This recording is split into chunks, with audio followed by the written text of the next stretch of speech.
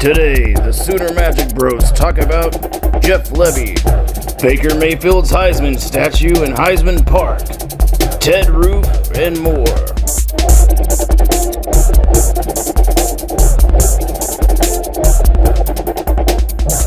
And now, here's your hosts, Johnny and Derek.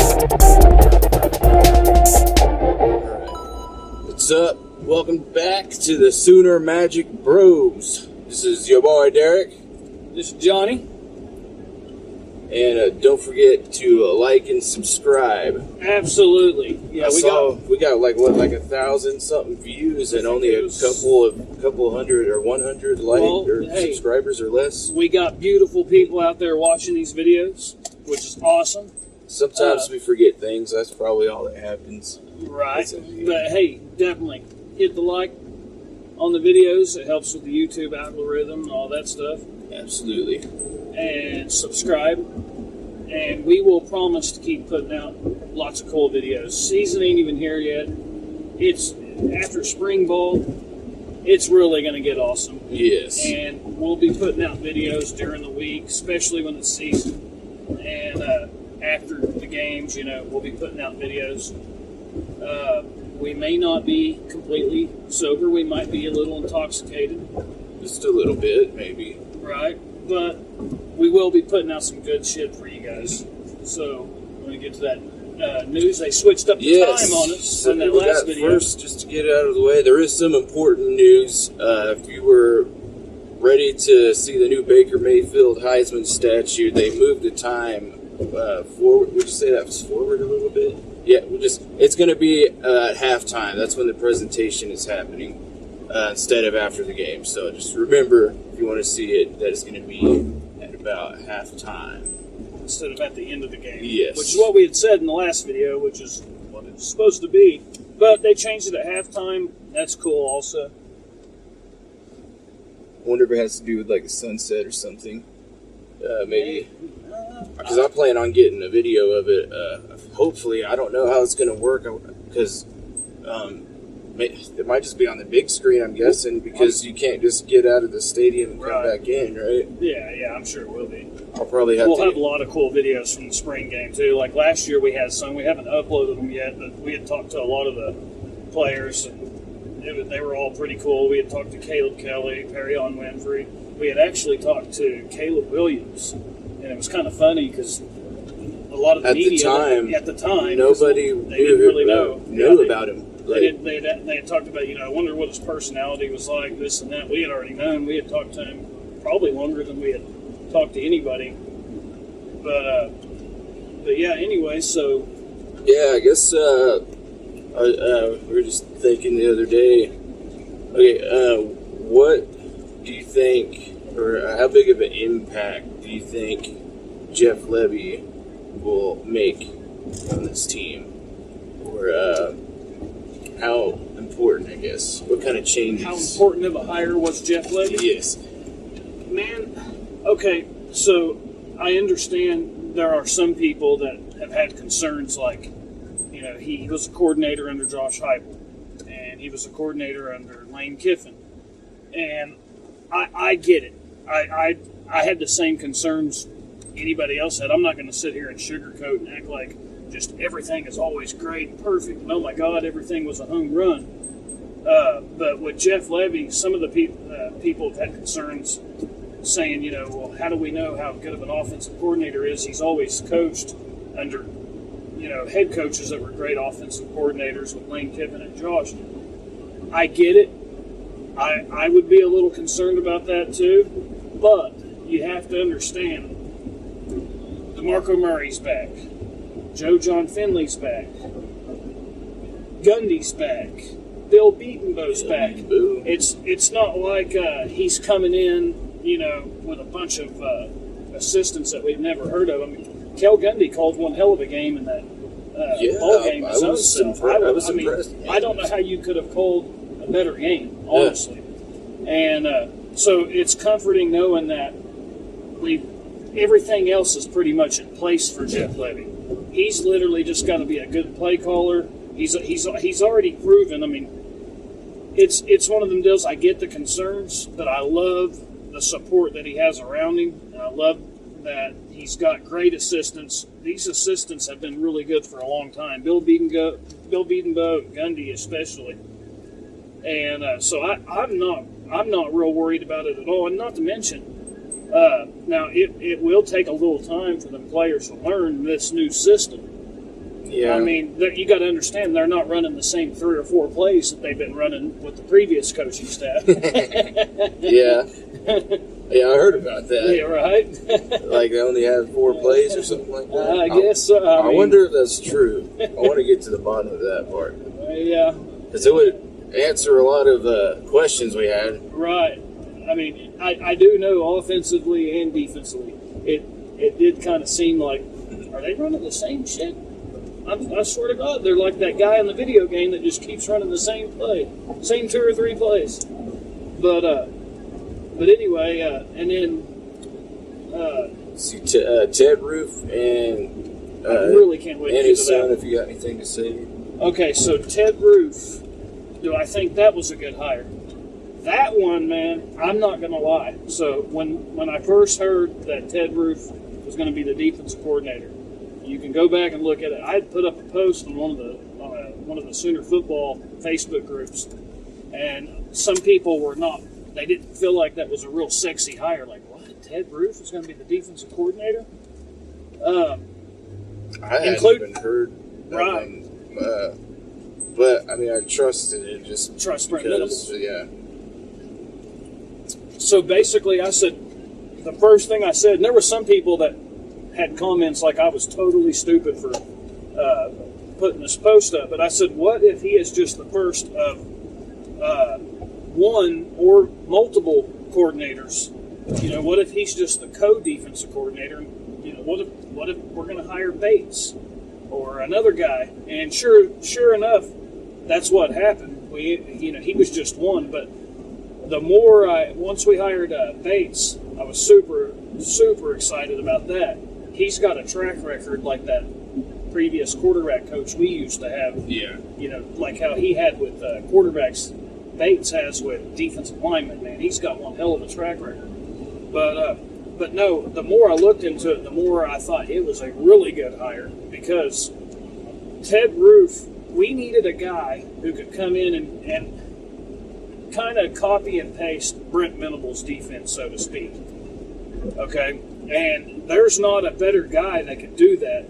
And they say that one thing I consistently hear about Roof is he's a really good teacher. This guy is a great teacher of football. Great teacher. And he's already coached with Brent Venables at Clemson. I think he was like the, what do they call it? Defensive analyst or whatever. So he's got guys that he hired that know his system. I really like the DB coach out of from Alabama as well. But I also like the fact we hired, that's another one that's pretty recent since the last video, we hired Wells, the former Texas Tech head coach. And he's going to come in and help with like recruiting and stuff. I don't know, maybe it's a deal that's the title they're giving him. But, you know, he does have head coaching experience. And when Brent Venables is more than capable, but when you're entering your first year as a head coach, it's probably a good idea to hire a couple guys who's had head coaching experience. Ted Roof, he's had head coaching experience. Even Brandon Hall, I know it was just intern head coach. He also had, I think he coached one game, but still, it counts, right? Yeah, it counts. One game as a head coach. And so he's going to have like 3 guys that's had head coaching experience. And that's pretty comforting whenever it's your first year as a head coach, you know. And I've heard that Brent Venables has stepped into those shoes like he's worn them a million times before. That. Oh, I wouldn't be shocked at all. I've heard he's doing great as a head coach. And already. I love it. The media can actually get out there and check out some of the football practices. Oh, I know. How long has it been since that? 5 years, I guess. I think so. Paranoid. I mean, it's like, dude, I guess he was really worried someone was going to like figure out his 4 or 5 plays. It's like, Dude, really? But yeah, the Jeff Lebby thing and Ted Roof, I do actually. I love those hires more and more every day, really. And especially after I hear them talk in the press conferences and stuff. But yeah, it's going to be exciting. I can't wait for spring football. I'm just ready to see this team. I'm ready to see this new quarterback. See it all in motion. See it all working together. Yes, I can't wait. It's going to be the first look, and I can't wait to see kind of how that defense plays. And but also, I mean, Dylan Gabriel. I was listening to I think it was a Theo East interview, and he had nothing but good things to say about DG. But it sounds like he's a guy, well, like they've been saying with this coaching staff. He's got the street cred. He's a guy that's already had success in the past. Yeah. And who knows, man?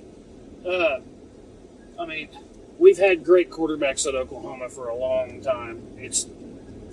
This has been going on for over 20 years. We have good, solid quarterbacks. Like, I wouldn't be shocked if Dylan Gabriel goes out there and looks like another great Oklahoma quarterback like we always have, honestly. I think he's going to throw for a lot of yards. Yeah, I think he will, and he's got great leadership skills. He knows this offense.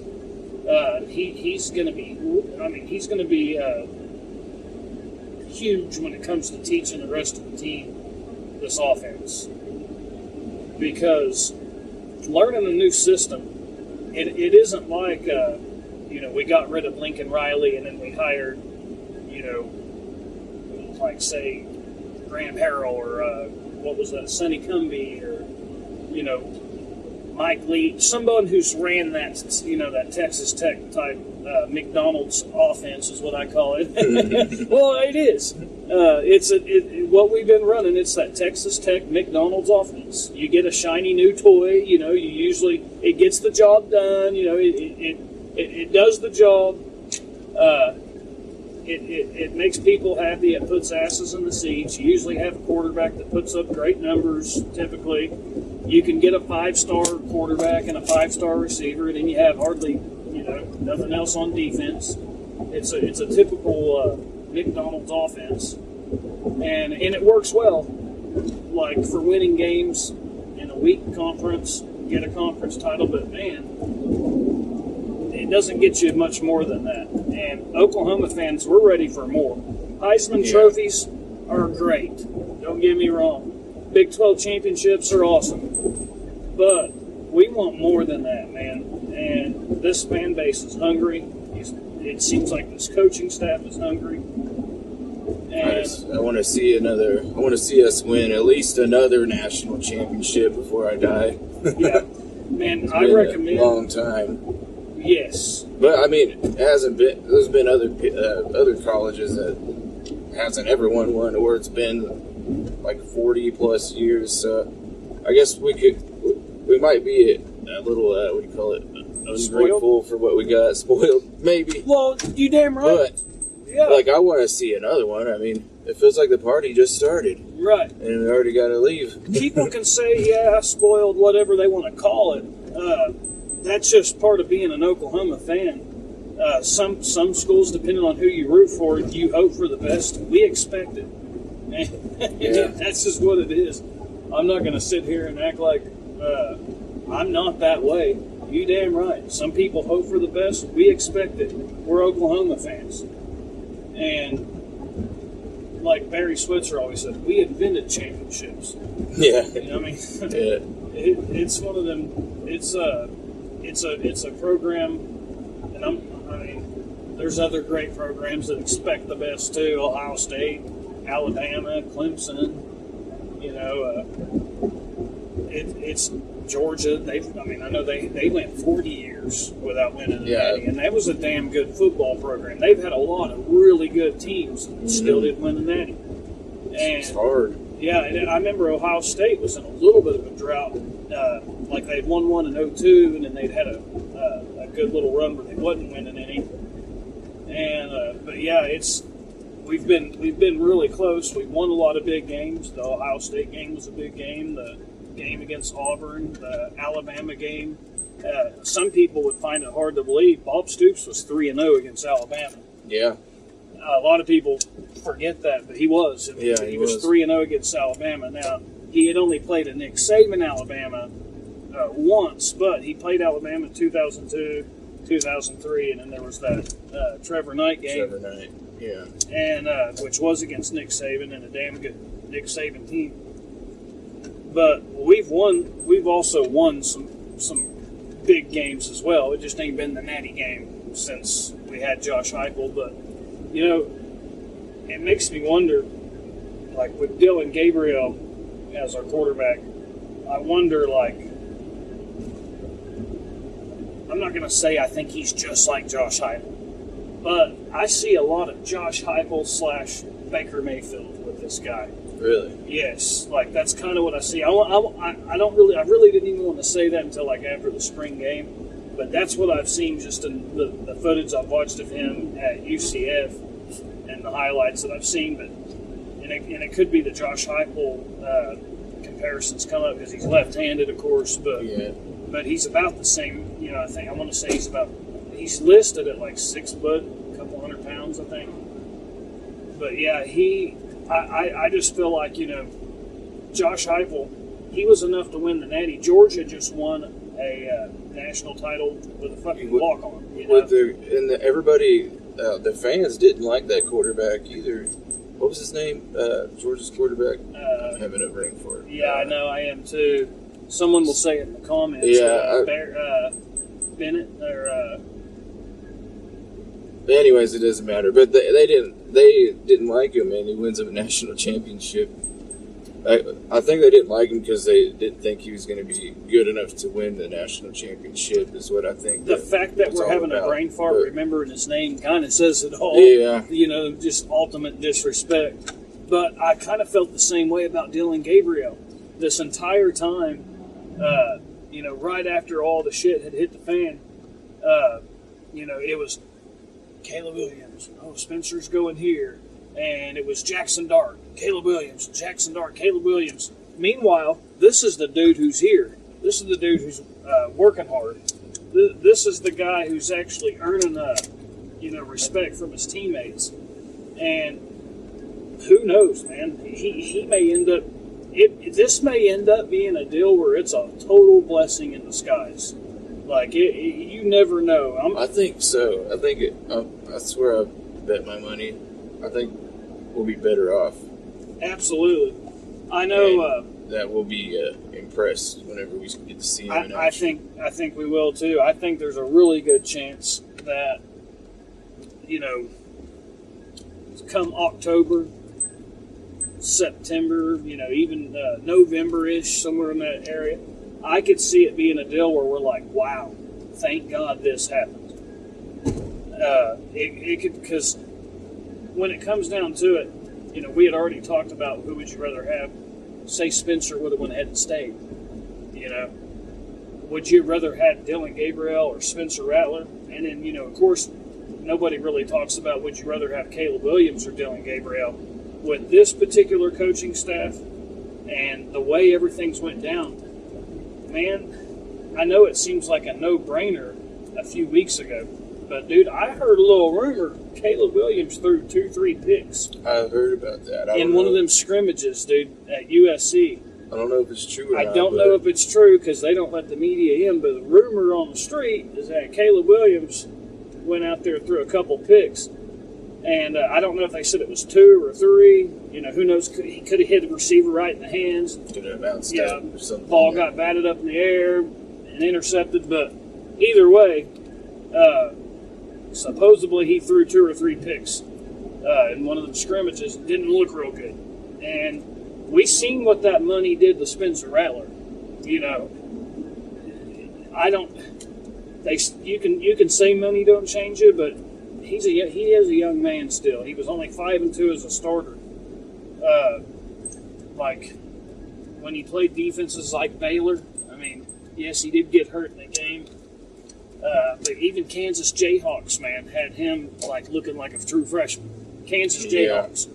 So I think maybe maybe he wasn't someone to max bet on, and a lot of people are. And I'm glad we ain't the ones that had to max bet on him. This Dylan Gabriel is proven. And we know exactly what we're getting with him. And I don't know if we've seen the best out of him, man. We're gonna like, yeah, he's playing tougher talent than what he played up there, but he's also going to have a lot better talent around him. Yeah, surrounding him. Yes, and a great coaching staff and team around him.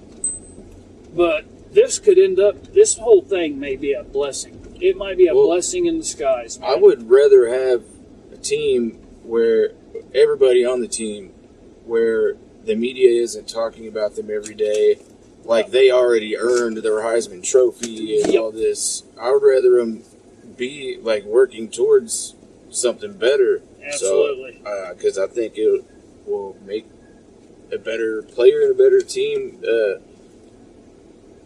Like, I think that could have been something that got to Spencer. Right. Is just the spotlight. Like, maybe you think you already made it, but there's still a lot of learning to do. It's just like, I mean, I've seen a million times. We'll have, younger guys that's working with me, and we'll tell them, man, you're doing a good job. You've showed up on time every morning. You ain't been late. You've showed up, learned your job, done a great job. And some people, man, as soon as you give them a pat on the back, immediately it's one of them things you'll notice. All of a sudden, he come back from break late. All of a sudden, dude, fumbled and dropped some shit on the floor, or have to scrap a bunch of stuff. And you're like, damn, we just gave him a pat on the back. And you already got to worry about sophomore slumps, it seems like, with some of these people to begin with. But when you add all this money and everybody telling them that they're great and they're the best thing since sliced bread, and oh my God, we are luckier than a two-pickered porn star because we got this quarterback or that quarterback. I can see where it starts getting. They think they're already the shit. They don't have to work hard no more. And maybe lose a little bit of focus, and it's almost impossible to not, really. So at least now we got a guy who's humbled. He's showing up every day, working hard. He still feels like he has a lot to prove, and he ain't taking his foot off the gas.